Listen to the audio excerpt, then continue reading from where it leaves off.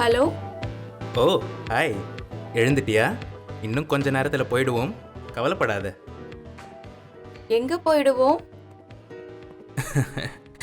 எல்லா வாட்டியும் நீயும் இதே கேள்வி தான் என்கிட்ட கேட்குற.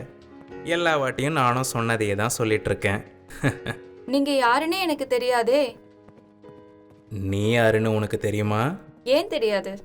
என் பேரு வெயிட். என் பேரு என் பேர் என்னது? ம் போன பிறவியில் தமிழ்ச்செல்வி, அதுக்கு முன்னாடி கேத்ரின், அதுக்கு முன்னாடி ஹென்றி. வாட்? வெயிட், நீ யாரு? எங்க கூட்டிட்டு போயிட்டு இருக்க? என்ன தெரியல, நான் தான் கடவுள். உன்னை அடுத்த பிறவிக்கு கூட்டிட்டு போயிட்டு இருக்கேன். அடுத்த பிறவியா? நான் இறந்துட்டேனா? ஆமாம், நேற்று காலையில் 8:30 மணிக்கு நீ இறந்துட்ட. இந்த தருணத்தில் புழுக்கள் உன்னோட உடம்ப சாப்பிட்டுட்டு இருக்கு.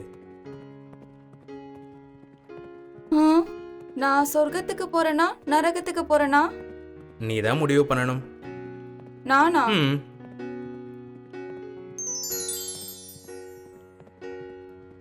இது பிரேம் அப்புறம் உஷா.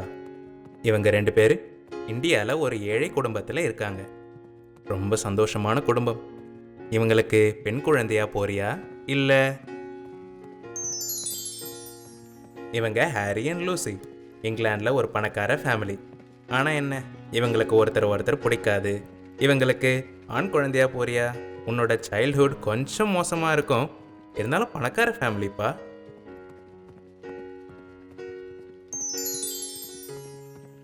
மூணாவது இவங்க மிஸ்ரா கிப்ரக், டேரனர் செம்மா. ஆப்பிரிக்காவில் ஒரு காட்டுவாசி குடும்பத்தை சேர்ந்தவங்க. இவங்களுக்கு வெளியுலகம்னா என்னன்னே தெரியாது. கரண்ட் டெக்னாலஜி எதுவுமே இல்லை.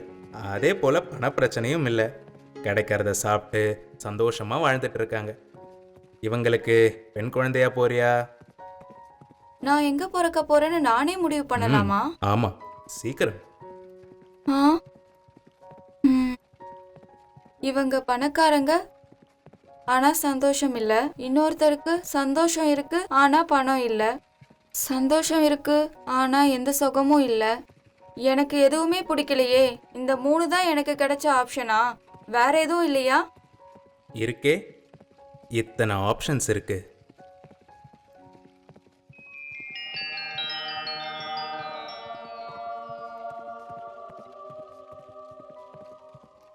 ம். ஐயோ, இவ்ளோ ஃபேமிலிஸ்ல எது பெஸ்ட்னு நான் எப்படி சூஸ் பண்றது? ஆ, எல்லார பத்தியும் சொல்லுங்களேன். சொல்லுவேன், ஆனால் நீ இன்னும் 4 நிமிஷத்தில் சூஸ் பண்ணி ஆகணுமே. 4 நிமிஷத்தில் எப்படி நான் எல்லார் பற்றியும் சொல்லுவேன்? 4 நிமிஷத்துல நான் மட்டும் எப்படி சரியான குடும்பத்தை தேர்ந்தெடுப்பேன்? நீங்க காமிச்ச எல்லா குடும்பத்திலயும் ஒரு பிரச்சனை இருக்கு. குறையில்லாமல் என்ன தான் இருக்கு. இதோ பாரு, கடவுள் நான், என்னோட மூக்கே கோணையாக இருக்கு. Okay okay okay. ஒரு ஃபேமிலி பணக்காரங்க ஆனா அவங்க கிட்ட சந்தோஷம் இல்ல. இன்னொரு ஃபேமிலி சந்தோஷமா இருக்காங்க ஆனா அவங்க கிட்ட பணம் இல்ல. ஆனா இன்னொரு ஃபேமிலி இது ரெண்டுமே இருக்கு ஆனா ஆப்பிரிக்கால எங்கேயோ ஒரு மூலையில எந்த சுகமும் இல்லாம இருக்காங்க. எதை தேர்ந்தெடுக்கிறது? வெயிட், நான் யாரா பிறந்தாலும் திருப்பி இறந்து இங்கே தானே வரப்போறேன். ஆமாம் ஆமாம், மறுபடியும் இங்கே தான் வரணும். மறுபடியும் இங்கே வந்து ஒரு குடும்பத்தை தேர்ந்தெடுக்கணும். அப்புறம் எதுக்கு நான் பிறக்கணும்? இங்கேயே இருந்துடலாம்ல. இங்கே என்ன இருக்கு, சுற்றி பாரு, ஒன்றுமே இல்லை. இங்கேயே இருக்கணும்னு முடிவெடுக்கிறவங்களாம் கூடிய சீக்கிரம் பூமிக்கு போகணும்னு முடிவெடுத்துருவாங்க. நீ ஏன் நினச்சி பாரு, உனக்கு பிடிச்ச விஷயம் எல்லாமே அங்கே தானே இருக்கு. தங்கம், வைரம், நண்பர்கள், காதலர்கள். ஆனா அதே பூமியில தானே போர், பொறாமை, வறுமை எல்லாம் இருக்கு. நீ ஏன் அதெல்லாம் தேடி போகிற? எந்த பாதையில் போகிறன்னு உன் கையில் தானே இருக்கு. எல்லாரும் சமமாக தானே பூமியில் பிறக்கிறாங்க. எங்க சமமா பிறக்கறாங்க?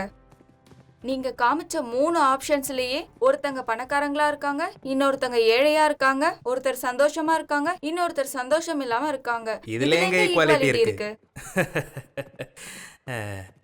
நீ இதோட 30,098வது தடவை இதே கேள்வியை என்கிட்ட கேட்குற. இது முன்னாடியே நடந்திருக்கா? 30,098 தடவை. போன வாட்டி சரியான குடும்பத்தை தேர்ந்தெடுத்தனா? பாதி வாட்டி என்ன தேர்ந்தெடுக்கிறதுனே தெரியாம தப்பான குடும்பத்தில் போய் நரகத்தை அனுபவிச்சிருக்க. மீதி வாட்டி சரியான முடிவெடுத்து சந்தோஷமா சொர்க்கத்துக்கு போயிருக்க. சரியான ஆப்ஷனை எப்படி சூஸ் பண்ண? எல்லாரும் சமமாக தான் பிறந்திருக்காங்கன்ற உண்மை புரிஞ்சதுனால சரியான ஆப்ஷனை தேர்ந்தெடுத்த. எல்லாரும் சமமா பிறக்கிறது இல்ல. பாதி பேர் வறுமையில வாடிட்டு இருக்காங்க, பாதி பேர் போர்ல செத்துட்டு இருக்காங்க. சில பேரு கண் இல்லாம, கால் இல்லாம, கை இல்லாம பிறந்துட்டு இருக்காங்க. இதுல எங்க ஈக்குவாலிட்டி இருக்கு? இன்னும் 2 நிமிஷம் தான் இருக்கு. சரியான விடை எதுவுமே இல்ல. சரியான விடை எதுவுமே இல்லைன்னு நீங்களே ஒத்துக்கோங்க. நான் எந்த குடும்பத்தை சூஸ் பண்ணாலும் ஏதாவது ஒரு குறை இருக்க தான் போகுது. நான் ஏதாவது ஒரு குறையோட தான் பிறக்க போறேன். எல்லாரும் சமமா பிறக்கிறது இல்ல. சரி, இப்போ உன்கிட்ட 1000 1 காசு கொடுத்துட்டு உன்கிட்ட செலவு பண்ண சொல்கிறேன்னு வச்சுக்கோ. அதை எல்லாத்தையும் பார்த்து சரியாக செலவு பண்ணுவியா, இல்லை எனக்கு என்ன ஏது என்னன்னு அந்த ஒரு ரூபாவை தூக்கி போட்டுருவியா? யாராவது காசை தூக்கி போடுவாங்களா? ஒவ்வொரு ரூபாவையும் யூஸ்ஃபுல்லான விஷயத்துல செலவு பண்ணுவேன். அப்போ சரி, நான் எல்லாரையும் ஈக்குவலாக தான் படிச்சிருக்கேன். இன்னும் சொன்னதே சொல்லிட்டு இருக்காதீங்க.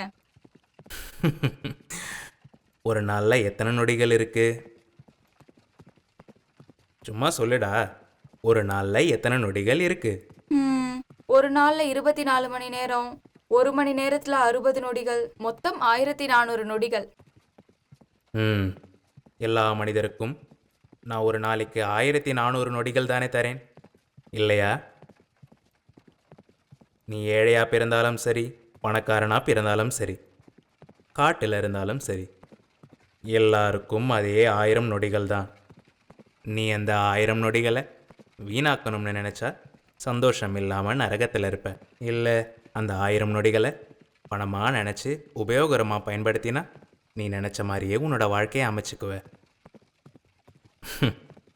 இப்போ சொல்லு, எல்லாரையும் சமமாக தானே படைச்சிருக்கேன். இறந்ததுக்கப்புறம் ஒன்று சொர்க்கத்துக்கு போவே இல்லைன்னா நரகத்துக்கு போவேன்னு கேள்விப்பட்டிருப்பியே. ஆமாம். அதையும் நீ தான் தேர்ந்தெடுக்க போகிற. இந்த உண்மையை உணர்ந்து சரியான குடும்பத்தை தேர்ந்தெடுத்தா நீ போகிற குடும்பம் உனக்கு சொர்க்கமாக தெரியும், இல்லை நீ போகிற குடும்பம் உனக்கு நரகமாக தெரியும். உன்னோட விதியை நீ தான் தேர்ந்தெடுக்க போகிற. இப்போ சொல்லு, எந்த குடும்பம் வேணும்? சரியான பதிலை சொல்லுவேன்னு நம்புகிறேன். நான் எங்க பிறந்தாலும் என் வாழ்க்கை எப்படி இருக்க போகுதுன்றது நான் எப்படி காலத்தை செலவழிக்க போறேன்றதுல தான் இருக்கு. நான் எங்க பிறந்தாலும் அதே 1000 நொடிகள் தான் எனக்கு கிடைக்க போகுது. சரியான விடைன்னு எதுவும் இல்லை.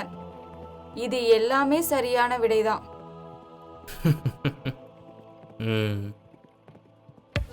உன்னுடைய மறுபிறவிக்கான நேரம் வந்துவிட்டது. எந்த குடும்பத்திற்கு போகணும்? எதுவா இருந்தாலும் என் வாழ்க்கை என் கையில தான் இருக்க போகுது. எந்த குடும்பமா இருந்தாலும் பரவாயில்ல கடவுளே. இந்த உண்மையை உணர்ந்து வாழ்க்கையை நடத்தினால் நீ நினைத்ததெல்லாம் கிட்டும். மறுபடியும் சந்திப்போம்.